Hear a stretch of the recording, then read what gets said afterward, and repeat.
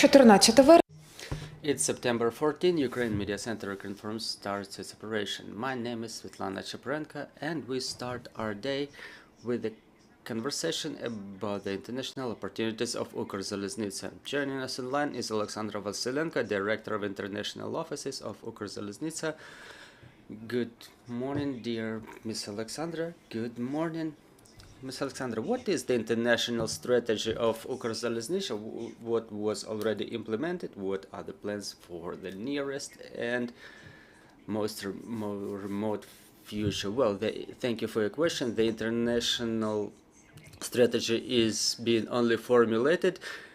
I was in the office for about 1 month, and we review current goals of the company. Our focus is Euro integration, bringing in compliance of the certificates for the movement of the trains, the certificates of our rail.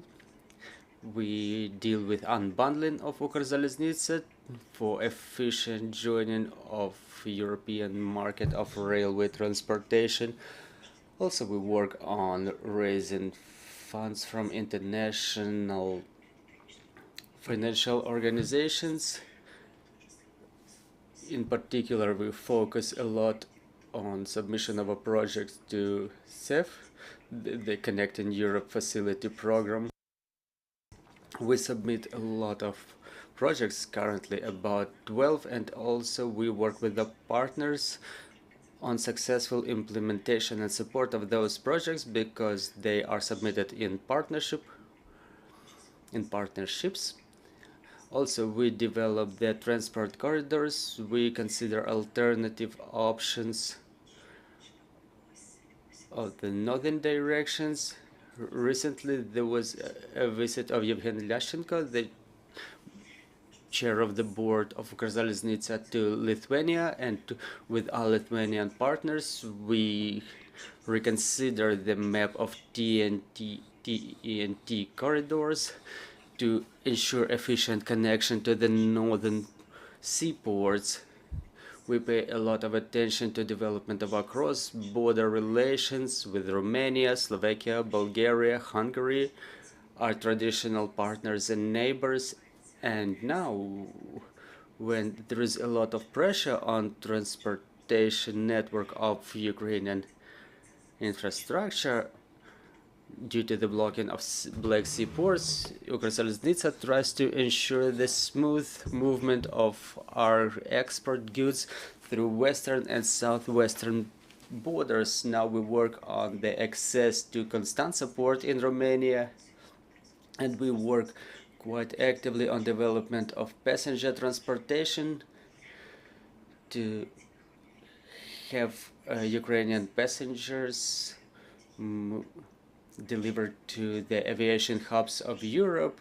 We develop cooperation with Poland, and we aspire to expansion of cooperation with Czech Republic. And there is a lot of other minor issues. Well, so let's stop at the issue of Euro integration, what's going on and what is already fulfilled. We work on implementation of the law on railway transport to continue our movement towards the European Union. The draft law is almost finalized. It's considered together with the relevant committee of the Parliament, and then we will proceed to unbundling, to the matter of unbundling. It may create some issues here because the operation of Ukrzaliznytsia, the model of its operation is a little bit different from European model, which is oriented at Deutsche Bahn. This is why we work actively with the partners in Brussels to make sure that unbundling happens in the most efficient manner that ensures preservation of all the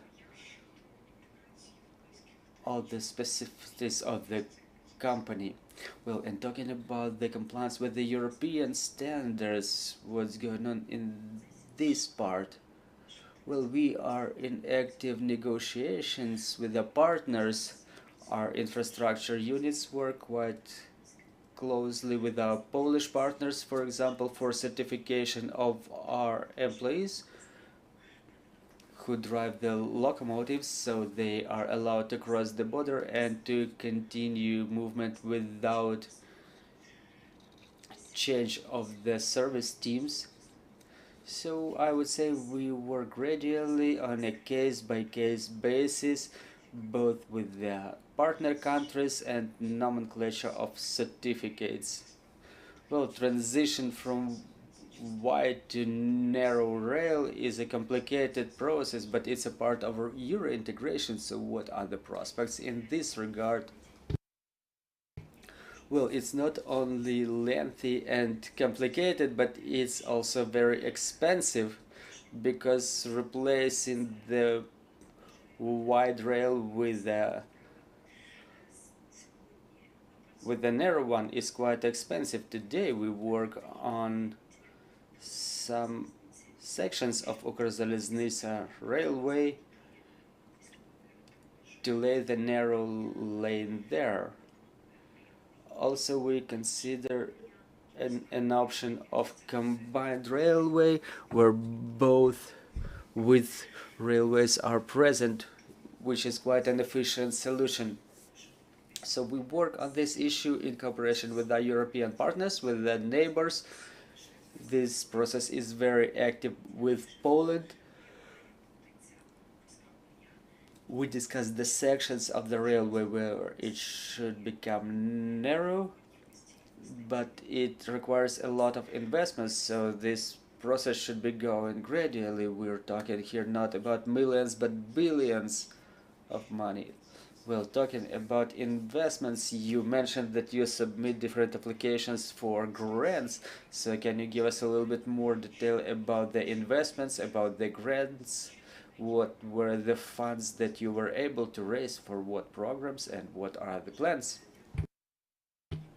Ukraine, thank you. Ukraine, or Ukrzaliznytsia, is very actively preparing for joint operation with CEF, Central European Connecting Facility. It's a co-financing program, so we submit applications with the partners. We have a project with Poland in Mostyska, very wide-scale project that requires construction of the electrified railway plus the railway station. It's a complex project, and we also consider construction of the new checkposts in Chernivtsi region, for example, and Ukrzaliznytsia will submit 12 projects in total in cooperation with our partners, with our Polish and Romanian partners. And just today we've been discussing the application of the project in cooperation with Czech Republic to expand the passenger transportation between Kiev and Prague through Chop, Košice, and further on to Prague, because Prague is an aviation hub. Ukraine is also very active in cooperation with USAID. We work with a number of teams in USAID. We focus on Romanian direction today to set up checkposts, railway checkposts, to ensure the uninterrupted movement of trains to the ports of Romania. We also pay a lot of attention to cooperation, to bilateral cooperation with the partners. For example, with Korea, we discussed the project of implementation of a high-speed passenger transportation, and during the Ukrainian-Korean forum, we will discuss an option of the high-speed connection between Kiev and Warsaw. And we're trying to find more funds in the reserves of the European Union, from different charity foundations, and we try to put it together as a Lego to put together the funding for our projects. Also, we work with European Investment Bank and other international financial organizations. EIB may act as a co-financer in some of our projects. There are many negotiations with American party. We work with the American Exim Bank on procurement of new locomotive fleet. We also have the same negotiations with French and German government to ensure the high quality of the products supplied at the most efficient price. Also, we are looking at supply terms because different financial institutions have different supply periods. Also, we work on reconstruction of infrastructure where it was damaged. We cooperate very actively with the government of France. And that on the bilateral level, we also discuss raising investments for automatic replacement of wheels to switch between wide and narrow railway. We cooperate with Spanish and French companies and European Commission because for us this technology, its implementation is very important. I'm not going to focus on the funds that were raised because they have a different structure. There are grants, there are borrowed funds, and some of the amounts are still being discussed and negotiated. For example, as in case with our Korean partners, also we consider the issue of development of the regional transportation to ensure comfortable transportation of passengers within Kiev agglomeration and other big cities. For example, before the martial law, such projects were considered for Dnipro and Zaporizhia. Unfortunately, such negotiations are not as active now as they have been previously. Well, you've mentioned that for the Europeans, the paragon is the Deutsche Bahn. In my opinion, Ukrzaliznytsia works better in terms of transportation, but talking about the international standards, maybe we have some other benchmark like ours or some foreign benchmark. Miss Oleksandra, are you with us? Well, basically, I support your opinion. Oh, okay. Are you hearing me? There is something wrong with connection. So I'll repeat once again, I support your opinion. I think that Ukrzaliznytsia is quite an efficient company, maybe not super efficient, but that dynamics of operations processes is at a very high level, and the company to the maximum extent tries to ensure proper operation and we implemented a number of procedures within the company to be able to consider new innovations and investment processes so we can understand how to do it in the most efficient manner. Talking about the benchmarks, I don't know if we have any specific benchmark for the time being, because we try to use the best practices not only from European Union, and it's very important also to understand that Ukrzaliznytsia is a huge company that has a lot of areas within its structure, like passenger transportation, locomotive fleet, infrastructure, and for every such area there is a number of projects that don't always coincide in the way we see it with our foreign partners. We work quite actively with Deutsche Bahn to involve their expertise, but we also work with Polish companies, Polska SKP PLK, for active cooperation with which we need to understand their operating procedures, their practice.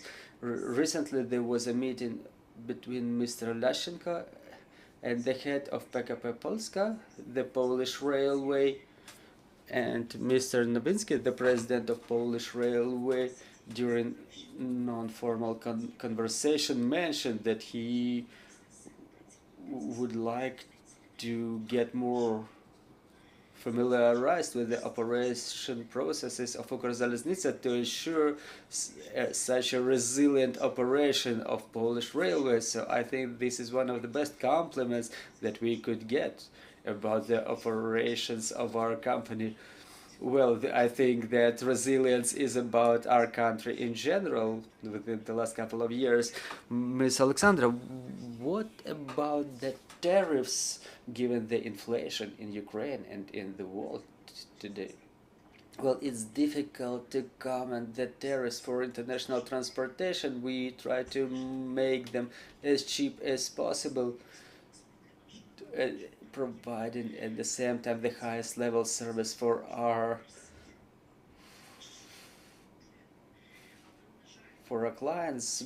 So we diversify the products, but as soon as the export product crosses the border, we start dealing with our colleagues on the other side of the border, and we take a lot of efforts in our negotiation processes to make sure that tariff is the lowest possible for our exporters. I cannot give you the figures because it's the responsibility of Vyacheslav Yeremin and the representatives of Cargo Polska, I mean the representative of relevant department of Ukrzaliznytsia, and I think it's one of the most serious steps for expansion of Ukrzaliznytsia to international transportation markets.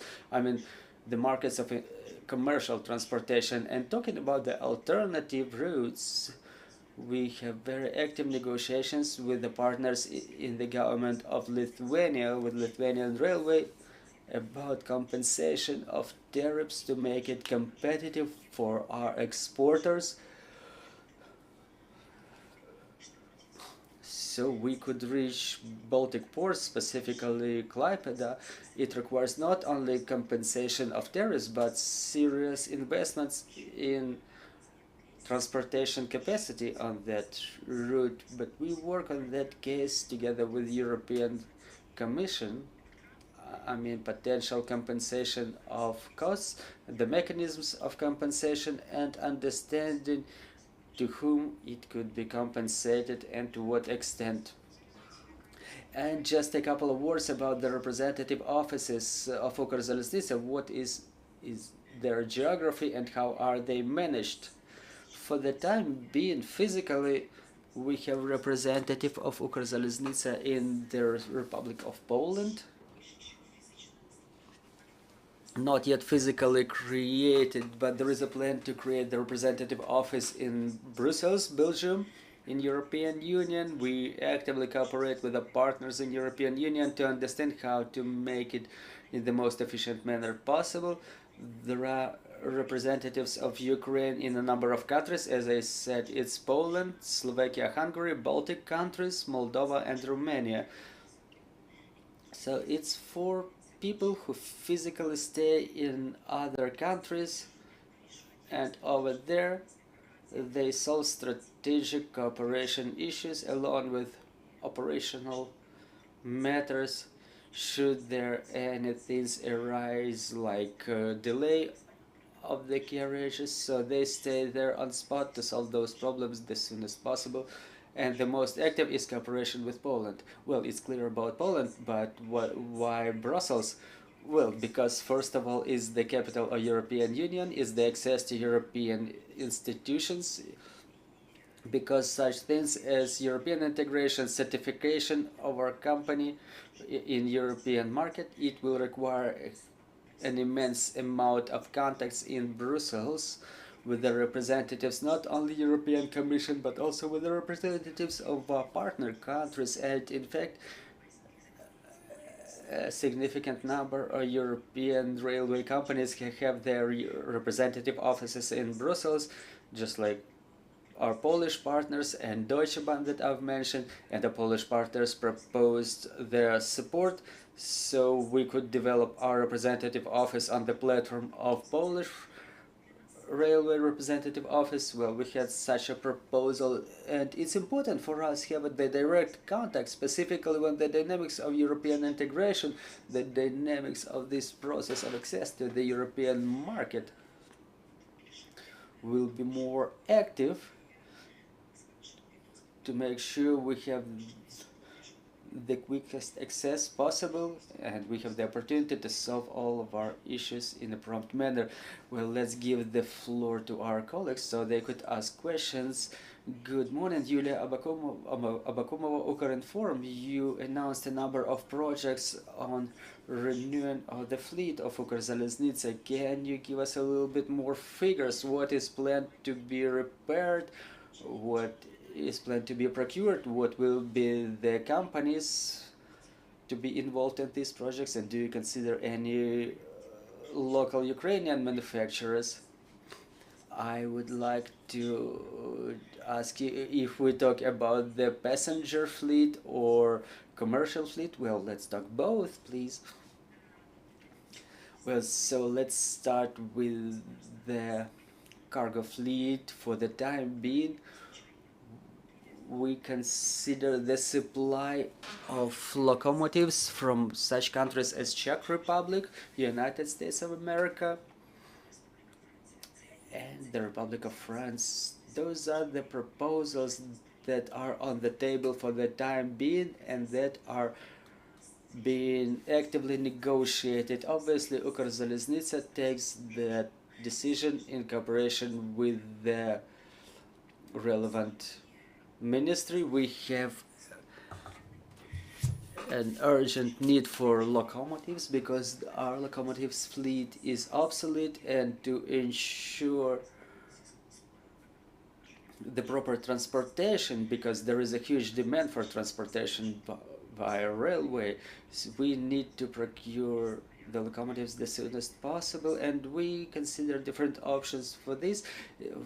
Mostly it's the credit finance, and for us it's important to get competitive prices for that.